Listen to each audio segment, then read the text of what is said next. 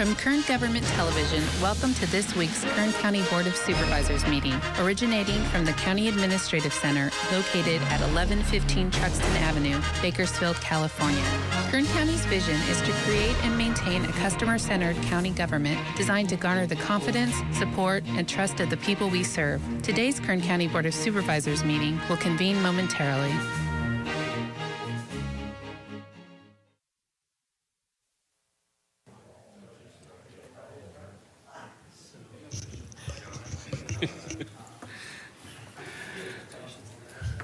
Okay, board to reconvene. Madam Clerk, please call the roll. Supervisor Peters. Here. Supervisor Scrivener. Here. Supervisor Maggard. Here. Supervisor Couch. Here. Supervisor Perez. Here. Good afternoon and welcome to the Monday, June 28th, 6 p.m. special meeting of the Kern County Board of Supervisors. Today we'll begin today's meeting with the flag salute led by Supervisor Scrivener. Following the Pledge of Allegiance, please remain standing for a moment of prayer, silence, or meditation, whichever you prefer. Please stand.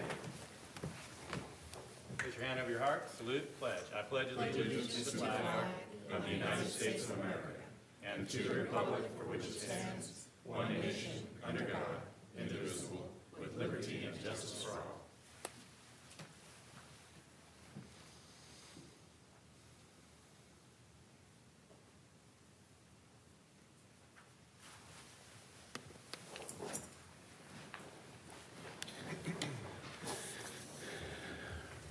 And next we'll hear from County Counsel Margot Raison for a report taken on action in closed session. Good evening, Chairman, members of the board. This afternoon, your board held a special closed session. However, there is nothing to report. Thank you. For this public meeting, we have an interpreter providing translation of these proceedings for anyone in the board chamber desiring to hear the meeting in Spanish. During the public comment period, our interpreter, Mr. Lopez, will also come down to the podium to provide Spanish to English translation for speakers addressing the board.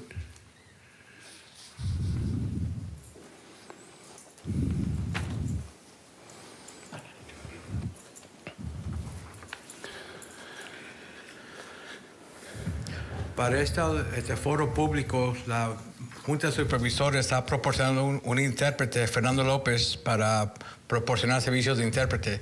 Si alguien presente necesita un intérprete, vayan a la mesa, no estoy sentado atrás del cuarto y pueden recibir unos audífonos. Thank you. We will now consider item number 1, the Truth Act Community Forum in accordance with Government Code Section 7283.1D regarding local law enforcement agencies' interaction and communication with the United States Immigration and Customs Enforcement in 2020. And for that, I will call on County Counsel Margot Raison. Good evening again. This item is being brought before your board this evening so a community forum may occur. Specifically, the California Transparent Review of Unjust Transfers and Hold Act, also known as the Truth Act, and contained in the California Government Code, mandates that the governing body of any county in which a local law enforcement agency has provided Immigration and Customs Enforcement, or ICE, access to an individual during the last year, conduct at least one community forum during the following year. Your board is such a governing body. California Government Code Section 7283.1 states that the purpose of the forum is to provide information to the public about ICE's access to individuals and to receive and consider public comment. Your board's meeting tonight is the place and time selected for the community forum to provide information about the year 2020 to the public and to receive and consider any public comment. The required notice of this evening's forum has been provided. Kern County Probation Chief T.R. Miracle is present and has a brief statement. Following Chief Miracle's statement, Kern County Sheriff Chief Deputy James Morrison is present and has a presentation which will provide statistical information about ICE's access to individuals during 2020. I also understand that representatives from the ACLU, Jordan Wells and Amber Tovar, have requested to make a presentation. It would be appropriate to hear that presentation following Chief Morrison's. At the conclusion of the formal presentations, that would be the time for your board to invite public comment. It's therefore recommended that your board conduct the forum, including receiving and considering public comment. Thank you. Thank you.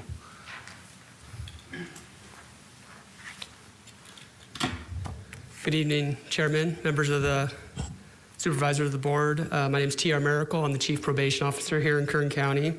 As you know, the Probation Department supervises adult and juvenile offenders in the community. We also operate 3 distinct juvenile facilities. In preparation of this forum, I directed staff to review our records from calendar year 2020. The Probation Department did not provide ICE access to any individuals during 2020.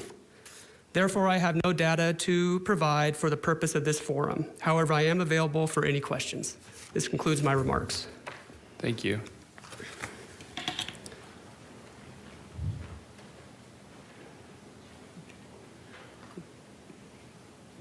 Okay, we'll next turn it over to our Deputy Chief. Thank you. Good evening, Chairman Peters and members of the board. Thank you for inviting us to speak with you today. I'm Chief Deputy James Morrison, and I oversee the Detentions Bureau for the Sheriff's Office. I will be presenting this year's Truth Act Forum to you and the public. I would like to take a few moments to provide some data and information regarding ICE access to inmates during 2020. It is important to note that I will only be discussing matters related to the Sheriff's Office operations, as the Sheriff does not direct or have authority over the operations of federal, state, or other local law enforcement agencies. Before I get into the specifics, I would like to reiterate some points that have been mentioned in past forums regarding what the Sheriff's Office does and does not do in relation to immigration enforcement. First, the Sheriff's Office does not hold inmates past their date of release or delay their releases. The Sheriff's Office does not ask individuals about their immigration status or provide ICE with access to any of our databases. We are not involved in the enforcement of immigration law, deportations, or immigration sweeps. That said, the Sheriff's Office does cooperate with ICE as allowed by law, including making release notifications to ICE regarding eligible inmates. As part of this process, we notify inmates when ICE has requested notification of their release and notify inmates of their rights regarding release notifications and interview requests. I'll be discussing these procedures and notifications in a bit more detail later in my presentation. Before I discuss some of the processes related to SB 54 and the Truth Act, I'd like to briefly mention the Trust Act.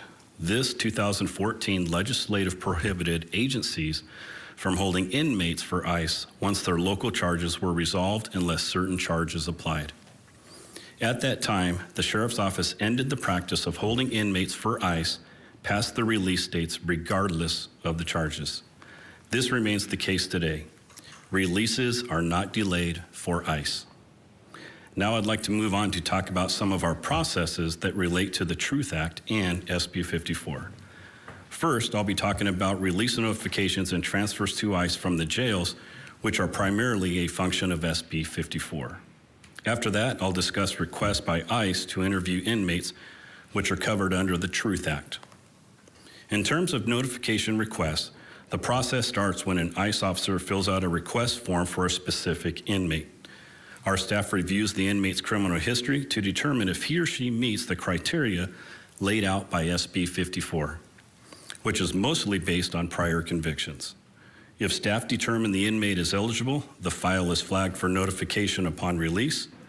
If not, the form is placed in the file with a mark indicating notification is not authorized. An inmate for whom notification is authorized is notified using a form which we have available in the various languages required by the Truth Act. The form also gives the inmate an opportunity to let us know who they wish to be contacted when we notify ICE, which is also another requirement of the Truth Act. The inmate is provided a copy of the completed form.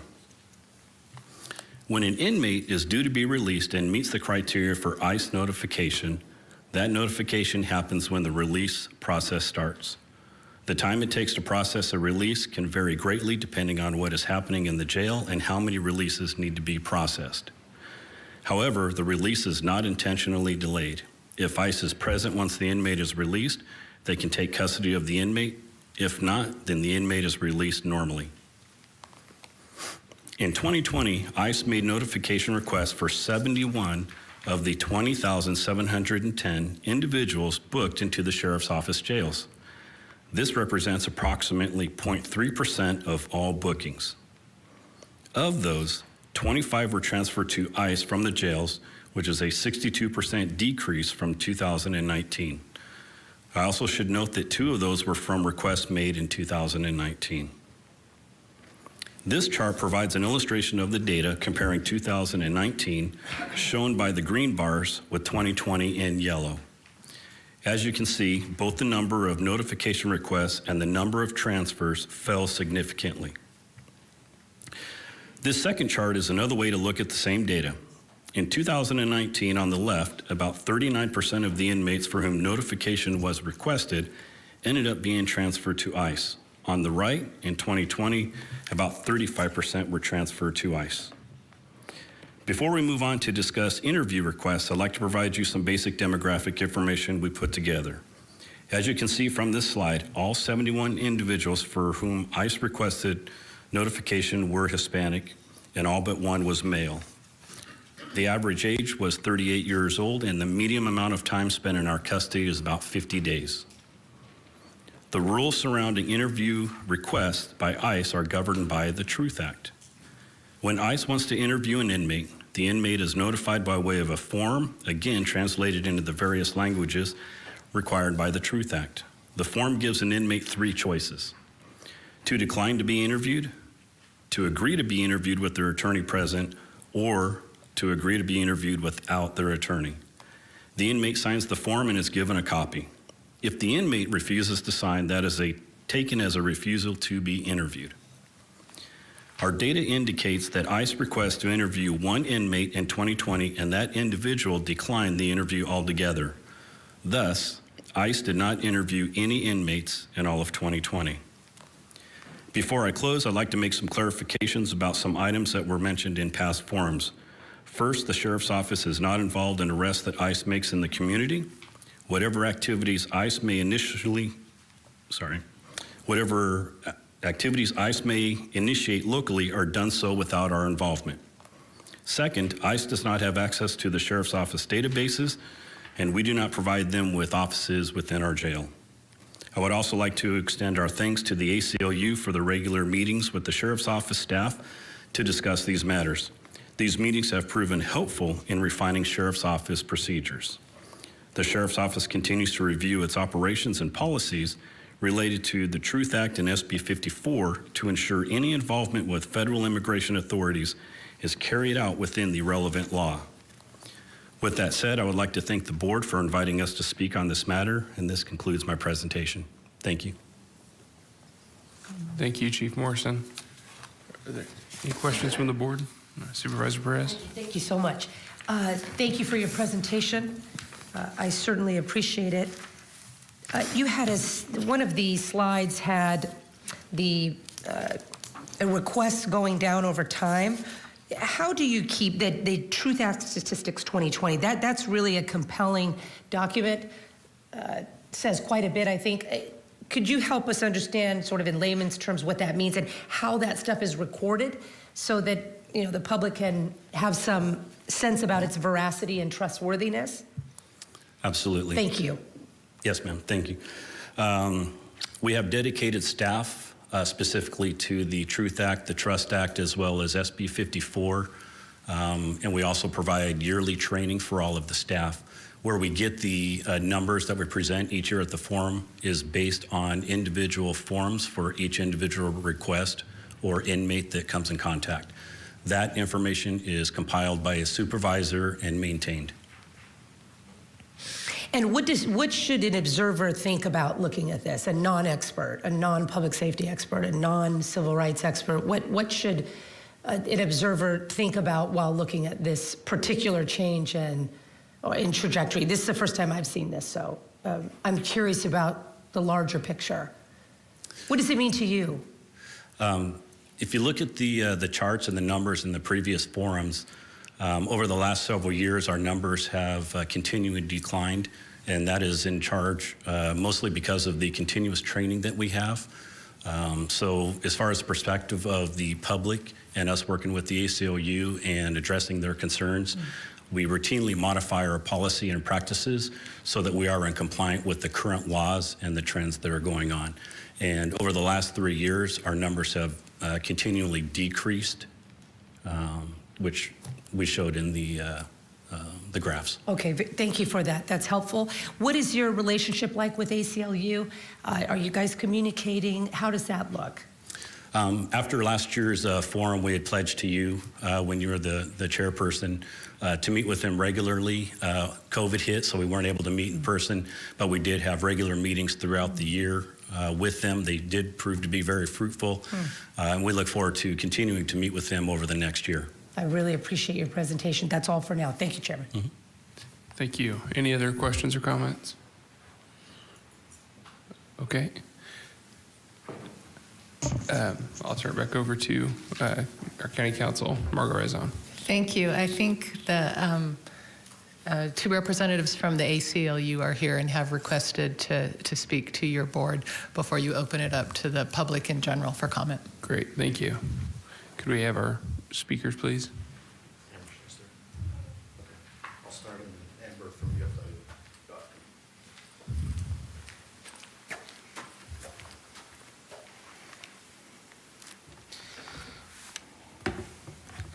Oh, how can I? Let's do this. Let's see. That works. This looks new, Jordan. Oh, well, COVID's changed all of us in some ways, right? It's good to be back in person. You look good. Thank you.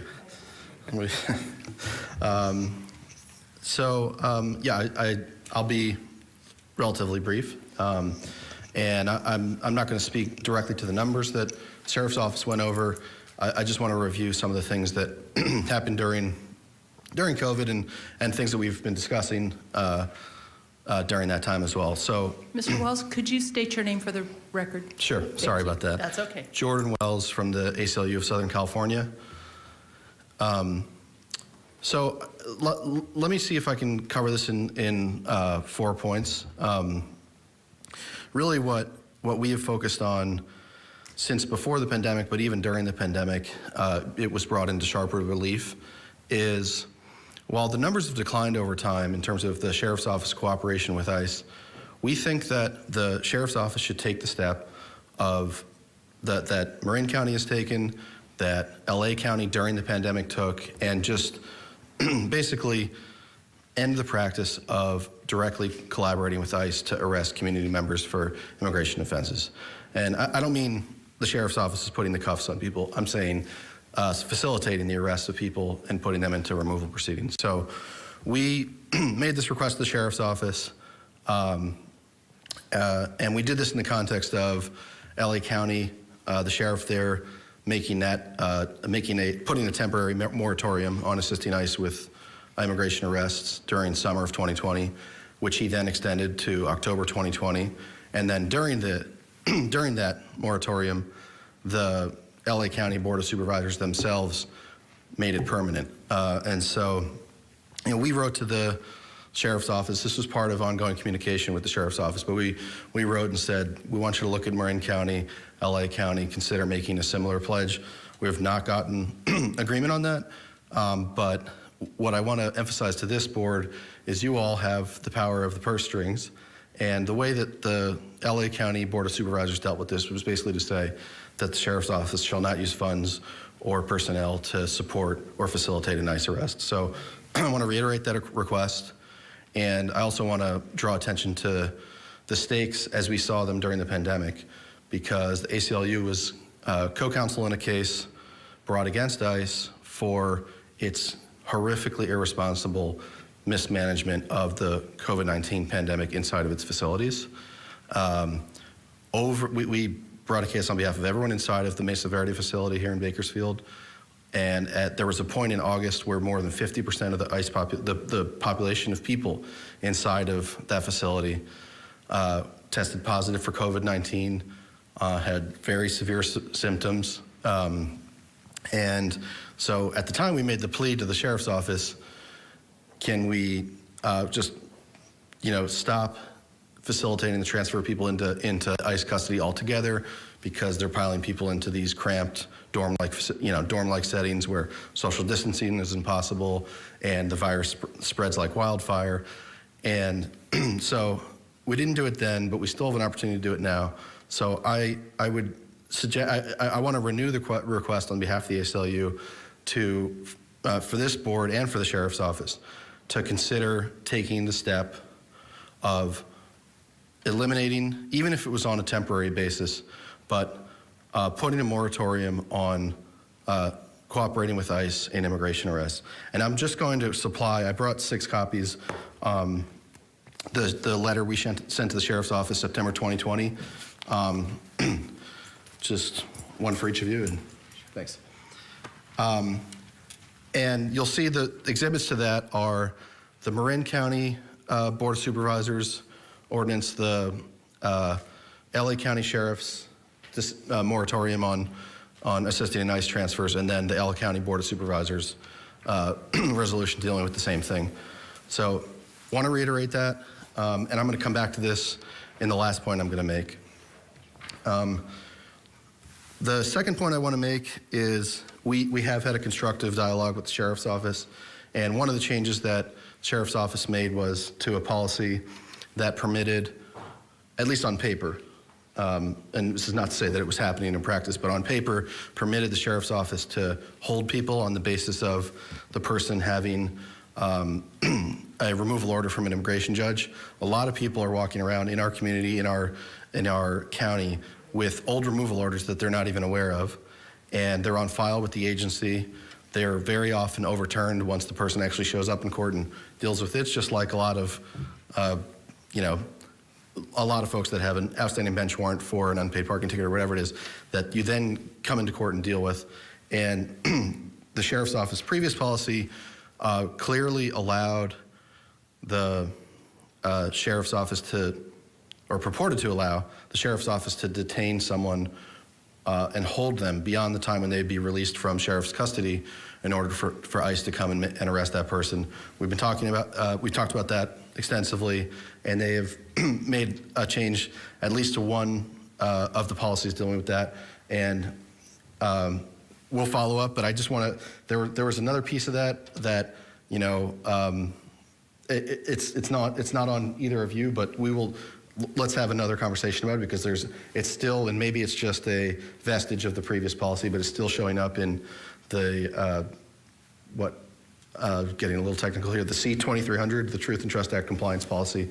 So if it's not, we'd be happy to hear that. But so we're midstream on that, and happy to report some progress about that. 2 last points. The third point is, I want to report to this board, which we also reported to the Sheriff's Office, that over the last year, there's been a significant legal development in the realm of ICE detainers and ICE requests to local sheriffs to hold people.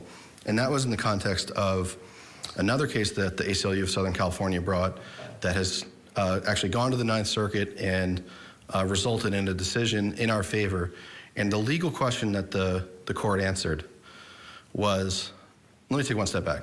There were 2 lawsuits. One was against the Sheriff's Office in LA, and one was against the federal government.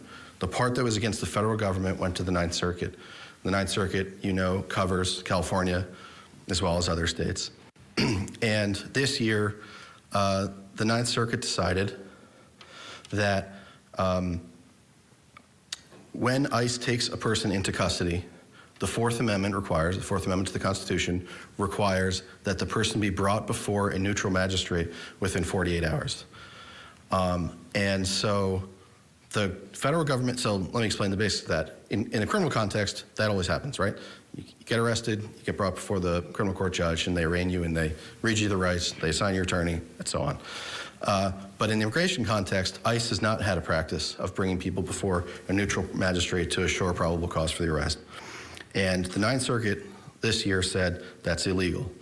Now, the federal government took some time in deciding whether to take that to the Supreme Court and ultimately decided not to. So now that today is the law of the land in the Ninth Circuit, which includes California. And so I mentioned earlier that as a policy matter, we would ask that the county stop cooperating with ICE in funneling people into the immigration system, but also as a legal matter, the sheriff's office should not be delivering people into a situation with a federal agency that has not yet come into compliance with the Ninth Circuit's decision regarding the Fourth Amendment and the requirements for the Fourth Amendment. And to make that point clear, the Ninth Circuit's made its decision, but at least as to now, even though the federal government hasn't challenged the decision, ICE does not have a system in place to bring people before a neutral magistrate within 48 hours of their arrest. And so, Could I jump in there real quick? I think Supervisor Perez had a question for you. Thank you very much, Chairman. What did the court say about time frame? Is there a window? What did they say is the requirement?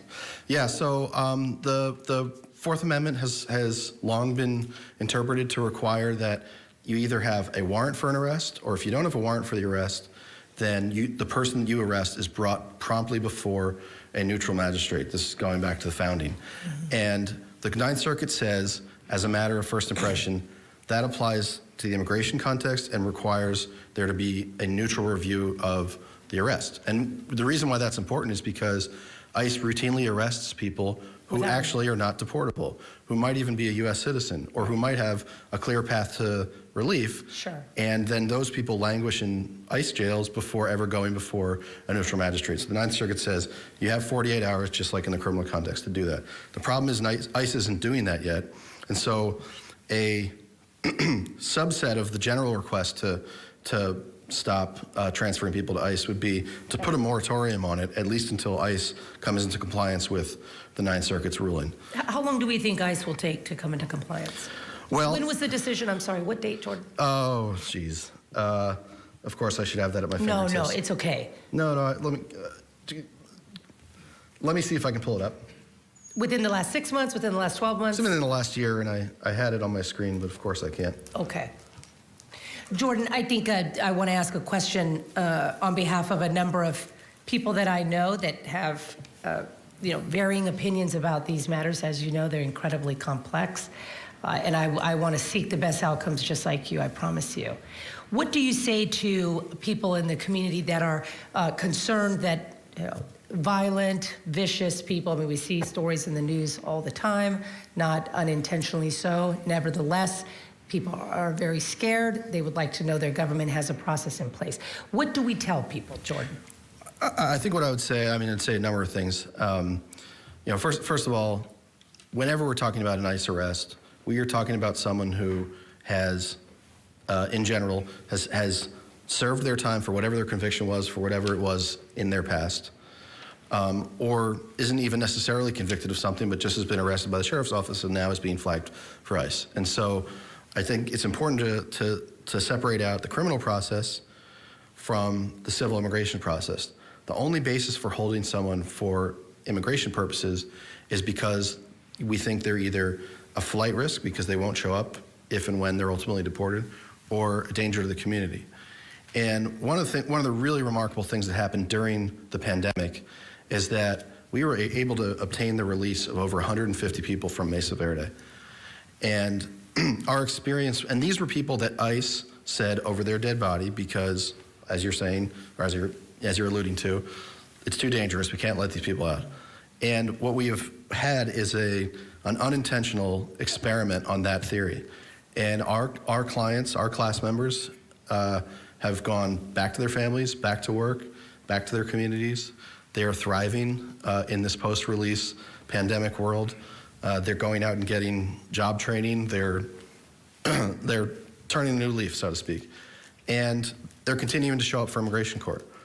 And so I understand the question, and it's certainly, the rhetoric can get very heated around that. But what has been so remarkable for us has been able to have this unintentional real world experiment where all of these people that ICE said, no way, too dangerous, can't do it, be released by order of a federal judge, and then go on to just be productive members of our community up and down Central California and up to the San Francisco area. So I would point to that example, and we actually, we have, the National ACLU has a report that's all about this phenomenon of people released during COVID-19 who then went on to be on the straight and narrow, despite the sort of Chicken Little scenario that ICE was posing, that the sky would fall if people were released from ICE detention. How effective is ICE at catching the bad guys, real bad guys, in Los Angeles and other places that are saying, you know, let's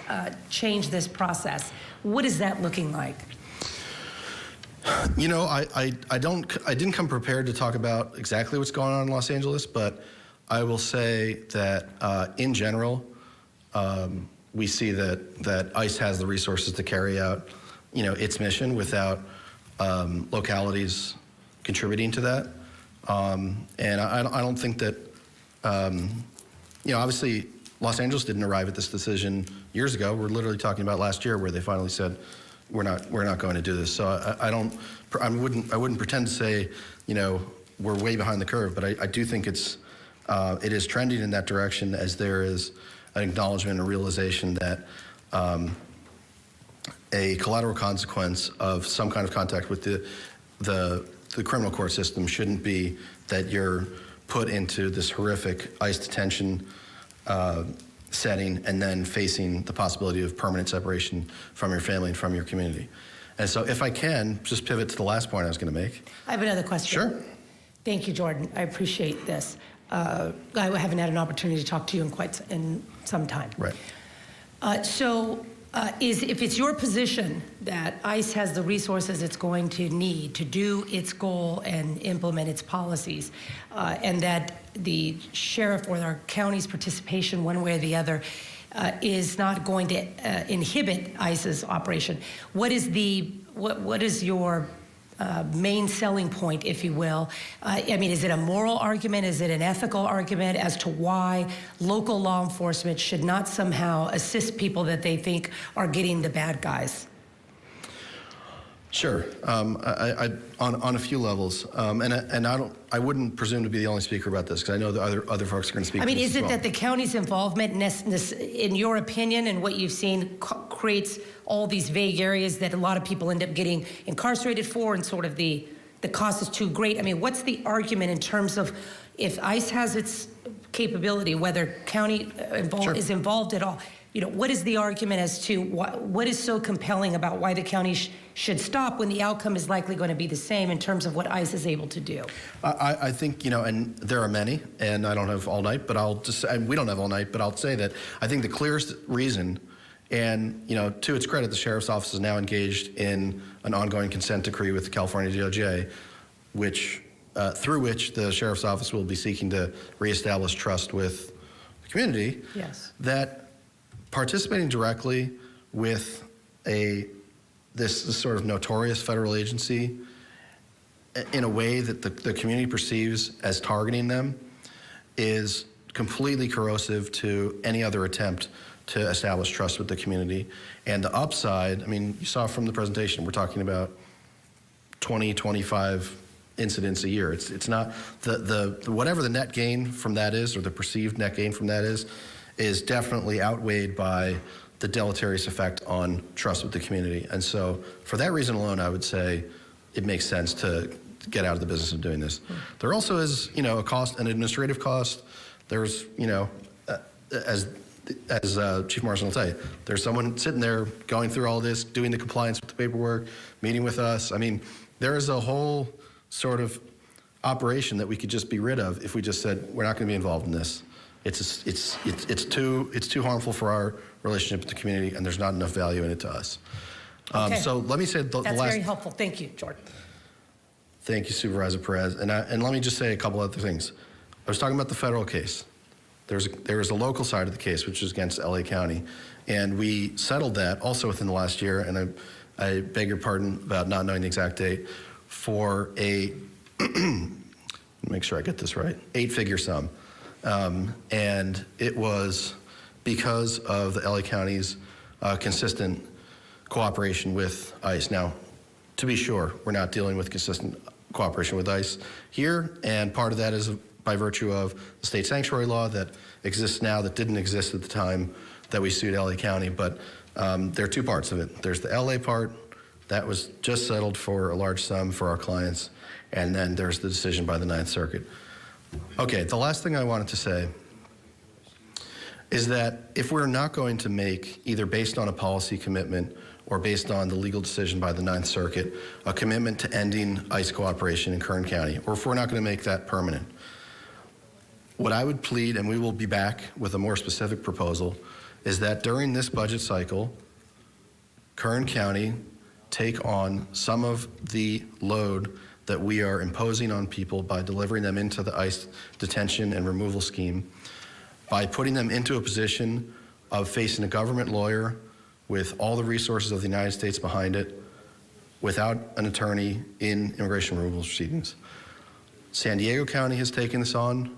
Fresno City Council just devoted a portion of their budget to this, and I think it is time that Kern County, particularly if we're going to be actually sending community members into this immigration removal system, that we take on also some of the responsibility for supporting those community members, ensuring their due process right to counsel, and making sure that we have their back in the process of that, so that they have a fair shot in court, and so that their their right to remain with their loved ones in their community, if they have that right, can be fully and vigorously defended by an attorney. And so I'm not going to say a number today, but we want to follow up about that, and we'd like to figure out exactly how to make that work. So it's all related. There's the extent to which we cooperate with ICE, but then there's the fallout from that cooperation. And if we can't make progress on column A, we want to make progress on column B, and ideally make progress across the board. So thanks for giving me the time to speak. Thank you. Supervisor Perez. Chairman, thank you for your indulgence. Jordan, thank you. I sincerely, from the bottom of my heart, appreciate you and what you do and your love and concern for people who are very different than you. I think that's remarkable. I mean, we're very similar, but I think it's really commendable. So thank you. I look forward to understanding your world better. I really appreciate a healthy dialogue with the county family members, of whom I love and want to continue to know better and work better with. I think it's the only way forward. So, Jordan, hats off. Really, thank you. Thank you. Thank you, Chairman. Thank you. Could we get our next speaker, please?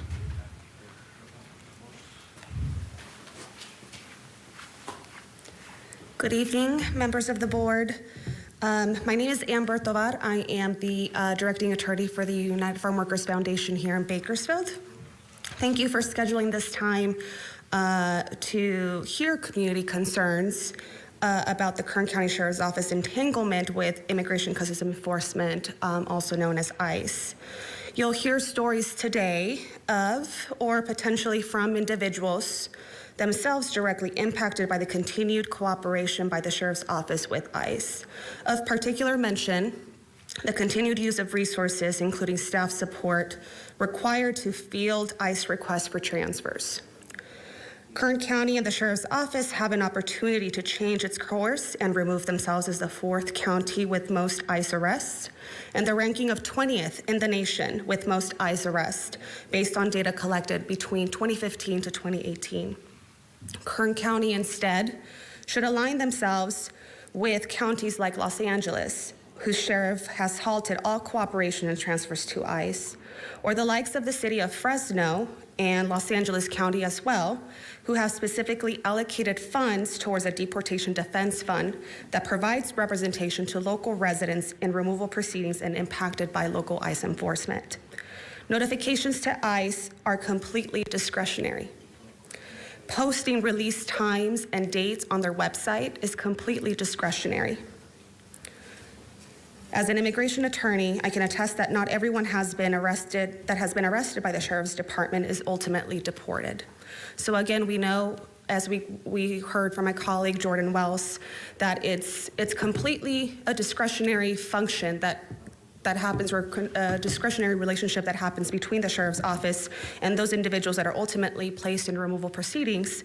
However, the impact is so severe when you think about children who are left without their parents, who are now have to be in a foster care system because they don't have a caretaker to be responsible for them.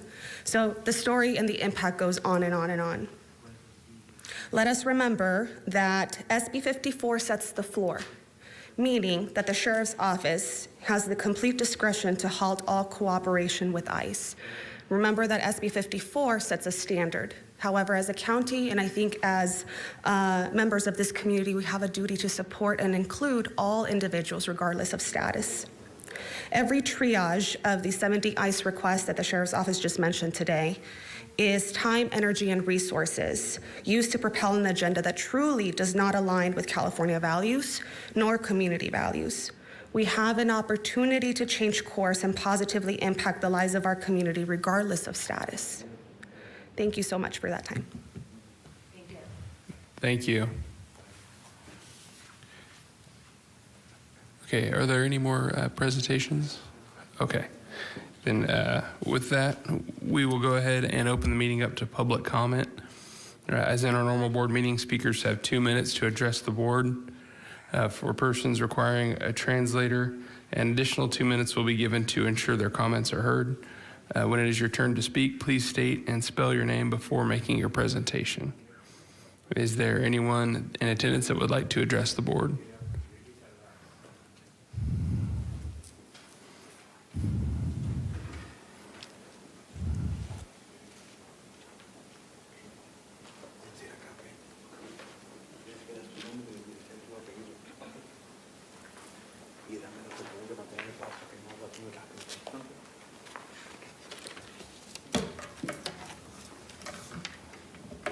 ¿Qué tal? Buenas noches, damas y caballeros.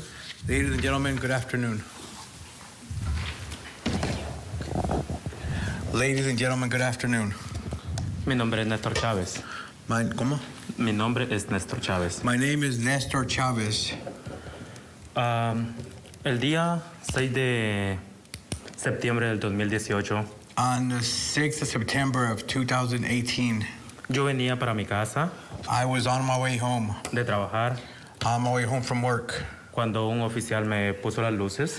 when an officer shone his lights on me. Me orillé I pulled over y me dijo que traía una orden de arresto. and he told me that I had a warrant for my arrest. Ese día me arrestó I was arrested on that day porque mi oficial de probation me había mandado arrestar. because my probation officer had requested that I be arrested. El día 6 de noviembre del 2018, On the 6th of November of 2018, tuve una corte con el juez. I had a court hearing before a judge. Ahí el juez miró que yo no había violado mi probation The judge saw that I had indeed not violated my probation, y me dijo que me iba a liberar el día de ese día. and he told me I was supposed to be set free on that same day. Pero el día que me liberaron, que me iban a liberar, But the day I was supposed to be released, un oficial de un sheriff me metió a un cuarto. a sheriff officer placed me in a room. Me esperé como media hora I waited there for about half an hour. y le pregunté qué estaba pasando, que por qué no me liberaba. I asked, what's going on? How come I'm not being released? Me dijo que estaba esperando a alguien. He told me that he was waiting for someone. Pasaron como 45 minutos después About 45 minutes passed. y le volví a preguntar que por qué no me liberaba. Again, I asked why I'm not being released. Y me dijo que estaba esperando a alguien. His response was, we're waiting for someone. Después, como media hora después, About half an hour after that, le volví a preguntar, disculpe señor, again I asked, I said, excuse me, sir, ¿a qué hora me va a liberar? what time will I be released? Y dijo, espérate. He said, wait. Agarró el teléfono y habló con alguien. He picked up the phone, he spoke to someone. Movió la cabeza como diciendo que no. He shook his head as if saying no. Agarró al radio y llamó a alguien. He picked up his radio and he spoke to someone. Entonces, alguien llegó por mí So someone arrived for me. y me liberaron y al ratito I llegó was ICE por mí. released, and a little while later, ICE came for me. Ya, entonces fui a parar a Mesa Verde. So I ended up in Mesa Verde. Ahí estuve peleando mi caso como por 2 años y medio. I was there fighting my case for about 2.5 years. Es muy duro para mí en este momento. It's very difficult for me at this moment. He perdido mis hijas, ahorita estoy batallando para agarrarlas. I lost my daughters. Right now, I'm in the middle of a battle to try to regain them. Es difícil para mí y para las niñas también. It's difficult for myself as it is for my daughters. Ya, lo que dicen de Mesa Verde es muy difícil. What they say about Mesa Verde, it's very difficult. Ya, muchas gracias por escuchar mi Thank testimonio. you very much for listening to me. Thank Gracias. you. Gracias. Thank you. Could we have our next speaker, please?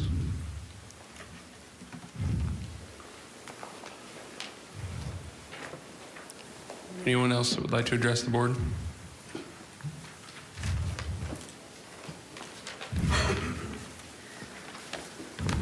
Good evening. My name is Jeannie Parent. I'm with Kern Welcoming and Extending Solidarity to Immigrants. We're an organization that visits immigrants in detention at Mesa Verde and, well, I guess Golden State. We haven't been able to visit, of course, during COVID, but we've talked to immigrants in detention like Nestor and others who have, on a regular basis, who have told me the conditions and their particular situations. I'd like to express my concern about the transfers because of the irresponsibility of ICE, the conditions inside Mesa Verde this last year and at Golden State Annex. ICE can't be trusted to carry out the sanitation requirements, the medical access. People haven't had access. So by transferring people from custody into ICE or by cooperating with ICE, you're setting people up for not only an impact on the separation of families and potential deportation, but health issues. In terms of the COVID, ICE is actually spreading COVID around the world. I talked to someone recently who was deported to Vietnam, having been tested positive for COVID. He got to Vietnam and Vietnam would not accept him because he had COVID, and there he sat at the Vietnamese airport detention for a month and was sent back to Golden State Annex, where he is now. So you just can't trust that ICE will do the right thing. So I think you're just putting people in danger by letting ICE take them. Also, I think the issue that Jordan mentioned, that these are not dangerous people. These are people who have served their time. They have paid their dues. They have been determined to be not to be dangerous to the community when they're paroled. That is the point of parole, is that they are ready to resume life in the community with their loved ones. Who is ICE to have control over reincarcerating people? That just, it makes no sense, and it's giving ICE a lot of power.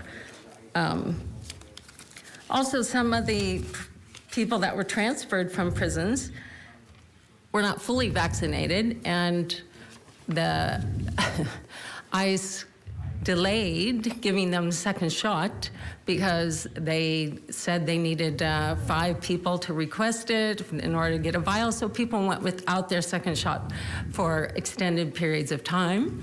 Again, violating CDC requirements and jeopardizing the safety of other people in detention. Ma'am, could you bring your comments to a close? We're well over All the right, time. so ICE doesn't allow the visits yet, but they allow people to be transferred in. So we can't visit, the family members can't visit with masks, safe social distancing, but they're letting people come in, and that just— Ask her a question. That just seemed wrong. So I would appreciate it if you decrease the numbers even more from 25 down to 0. Supervisor Perez. Thank you. Why can't family visit? Is it COVID related? Are they doing COVID. It's COVID. Okay, so can they see people on a screen? It's COVID, but even though they could make requirements, people wear masks and social distance or put up plexiglass or anything, but they don't care. Okay, so how are visitations taking place? Are they happening through video? There are no visitations. No video of visitations? No visitations. So lawyers meet with people how? You'll have to ask the lawyers. Okay, it's okay. I'll call Jordan later. But the public, families can't visit. Okay. Okay. Thank you. Thank you so much. Okay, could we have our next speaker, please?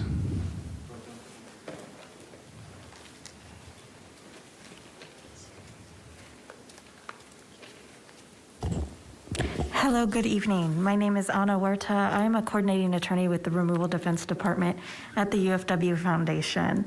I'm here today to echo the requests of my colleagues that we realign ourselves, or align ourselves with other leadership in the state and put a halt to all ICE transfers. In past forums, we frequently have been told that the hands of local leadership is tied because this is an issue that takes its root in federal law, and we're limited in what we can do locally. However, the recent examples of Los Angeles County and Marin County provide compelling examples as to the power that local leadership can have over ICE in our communities. We've heard and we've seen how ICE transfers not only perpetuate family separations within our communities, but they also force Kern County citizens into detention centers where they have limited to no access to medical care, to mental health resources, to proper food. They're frequently being fed rotten food and unsanitary living conditions, which we saw during the pandemic exacerbated COVID-19 outbreaks. Even where an individual is not transferred directly under an ICE request or qualified charge, we have seen examples of individuals who were arrested almost immediately upon their release from criminal custody, sometimes while their criminal charges were still pending, and then were denied the opportunity to complete those criminal charges, that criminal case, due to their detention in ICE custody. So I again point to the example of LA County and hope that our leadership here today will see that any cooperation with ICE in any form is not only a waste of county resources and taxpayer dollars, but is also morally indefensible. I ask you, our leaders, to hold Kern County to a higher standard and create a community where everyone can feel safe. Thank you. Thank you. Could we have our next speaker, please?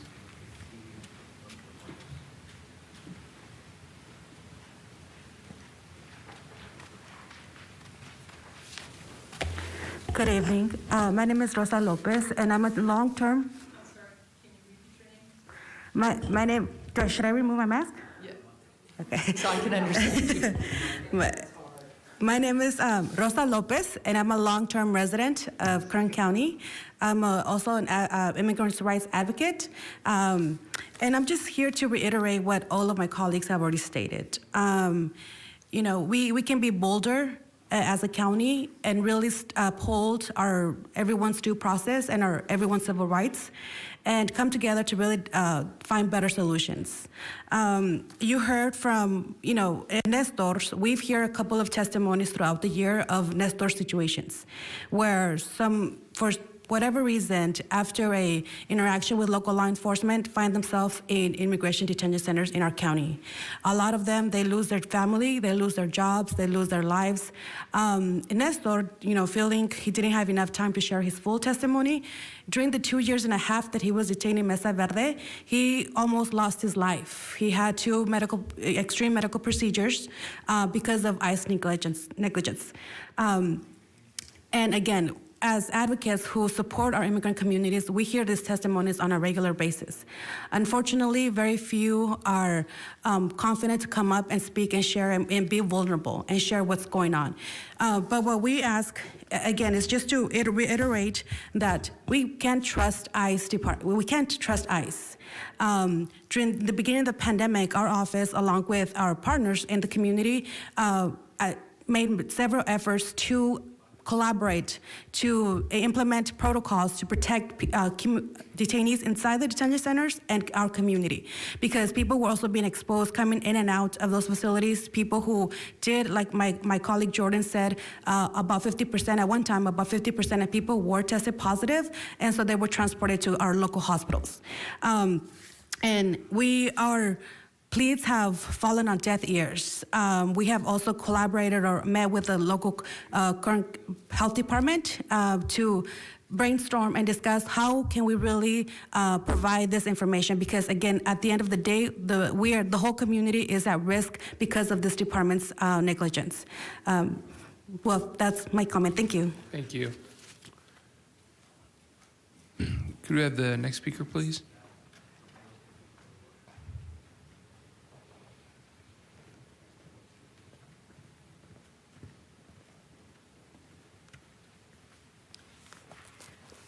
Good evening. My name is Lori Pesante, Pesante, and I'm the Director of Civic Engagement for the Dolores Huerta Foundation. And I'm here tonight to stand in solidarity with those who have spoken previously, and in particular, I'd like to echo the request to end KCSO's collaboration with ICE. I like the analogy of trust being like a reservoir, that it gets filled one excruciating little drop at a time, right? And it takes everybody to do it. But it only takes one person or one entity to pull the plug, and it circles the drain very quickly.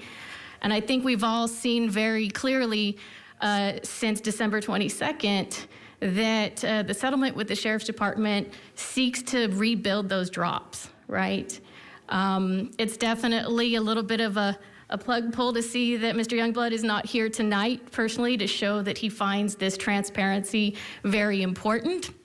I do thank the Chief Morrison for being here, but it would show a very high level of importance and commitment to the transparency and the trust that we all are here to fill the reservoir together, right? And if I read your presentation correctly, it looked like the average or median stay of detention was 50 days. That's misdemeanor time, folks. Why are we sentencing people to death for a misdemeanor? Because that's really what this amounts to be, especially since the Delta variant. You see it in the headlines every morning. When I have my cup of coffee, guess what I'm seeing? Delta variant on the rise, California, right? And we're hearing from individuals, they're telling you that you're pretty much guaranteeing poor conditions. Please, please hear the requests of the ACLU and the UFW Foundation. Please seriously consider implementing them. We stand in solidarity with them, and I thank you for listening and for your time. And for those who are remote listening, I hope you continue that opportunity because it's very important in a big county like ours. Thank you. Could we have our next speaker, please?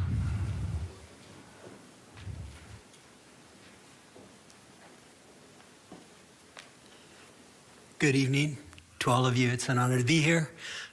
Thank you for providing this opportunity. My name is Charles Shaver. I live in Glenville, so Mr. Peters is my supervisor. And I'm a pastor, retired missionary, served at First Baptist Church, and lived in Bakersfield and now live in Glenville. And one of the questions that Supervisor Perez brought up was, what do we tell the people? And if you all turn around, you see on the wall, in God we trust. And we tell the people that in a community like ours, where churches are big, that the Bible declares that there are three groups of people who are of special concern to God. Those are the widows, the orphans, and the immigrants. And Jesus went so far as to say that the way you treat the immigrants, the way you treat the widows and orphans is your only way to show how you feel about God. And I think it's imperative that this community present a real change in attitudes towards Latino people. Bakersfield would not exist without Mexicans. This place used to be Mexico. And we need to teach our children that, and we need to preach that in our pulpits, and we need to make sure that every police officer understands that principle.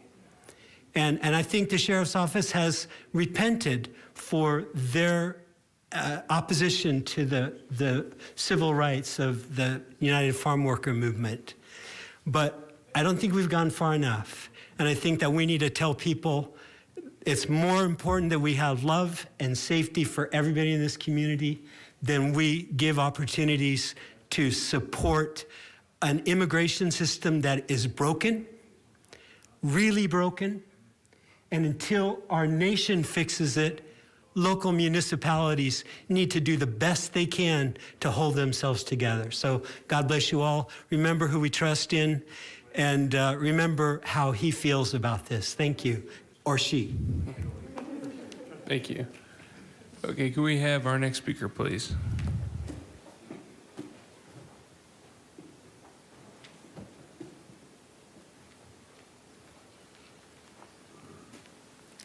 evening, esteemed board members, council, chief, and other members of the Sheriff's Department. Thank you for coming. My name is Andres Zuniga, Z-U-N-I-G-A.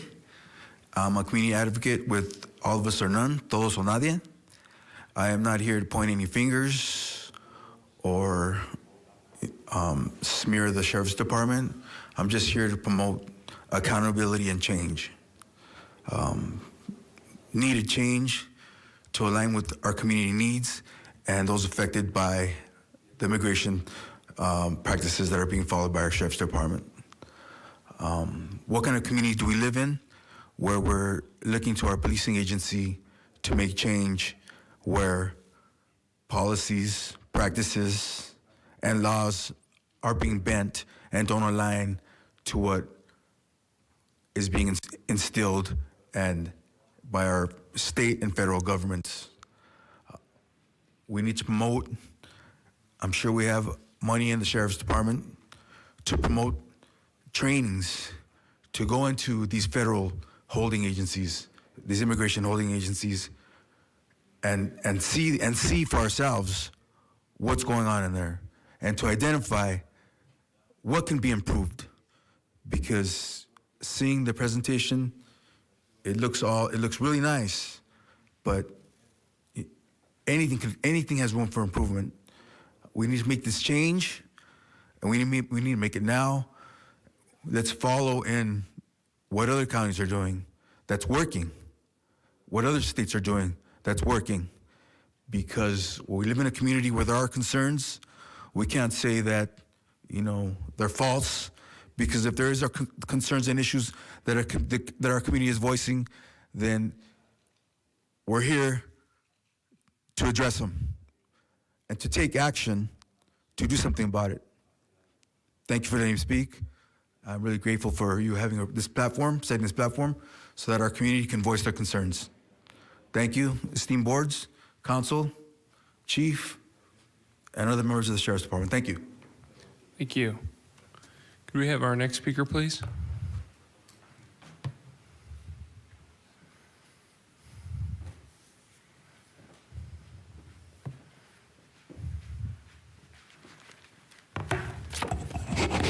Good evening, ladies and gentlemen. My name is Cecilia Delgado. I am a Kern County resident. I am also here in support of the previous speakers. I am here to raise the voice for those who are not able to be here today. I ask to please listen to the request. And as you know, COVID has hit really hard, not just undocumented, but everyone. And I stand here in solidarity and hope you will too. Thank you. Thank you. I'm sorry, did you say your name is Cecilia Delgado? Correct. Thank you. Thank you. Is there anybody else that would like to address the board?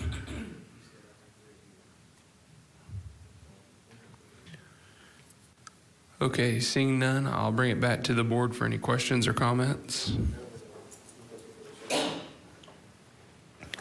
Well, since everybody's rushing in, I'll go ahead and try to get to the front of the line. I want to say thank you to everybody who is here tonight, trying to make progress on an issue that our leaders, and I mean that on both sides, in the Capitol don't seem to be very adept, willing or able or caring to really make real movement on. And here we are at the local level trying to interpret or change or move immigration policy. What a travesty.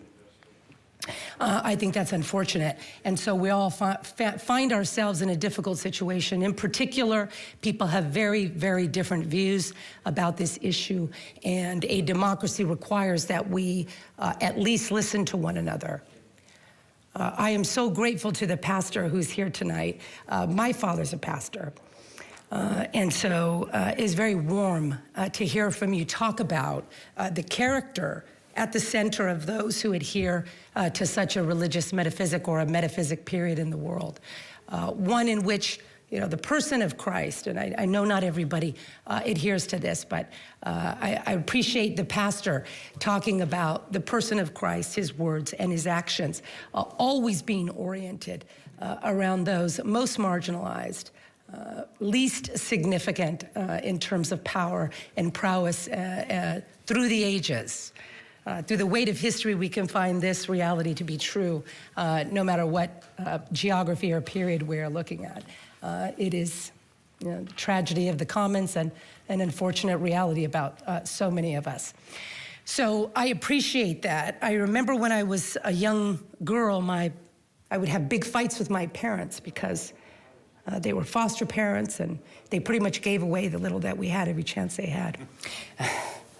You know, we didn't have much to begin with, but in comparison to the people that my parents focused on, we really were rich. And I see that now, and I wish I could have seen that as a young person because my father would say, you know, the world will know us by our love, Leticia.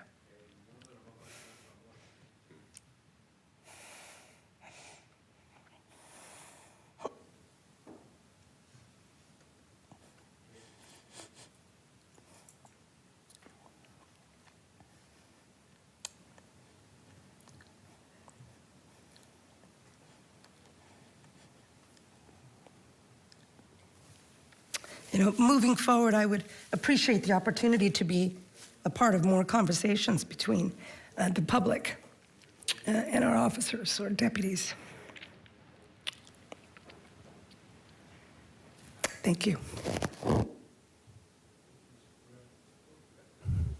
Thank you, Supervisor Perez. Are there any other questions or comments from the board? Okay. Seeing none and having no additional items to consider, I'll entertain a motion to adjourn to Tuesday, June 29th at 9 a.m. Okay, without objection, we're adjourned.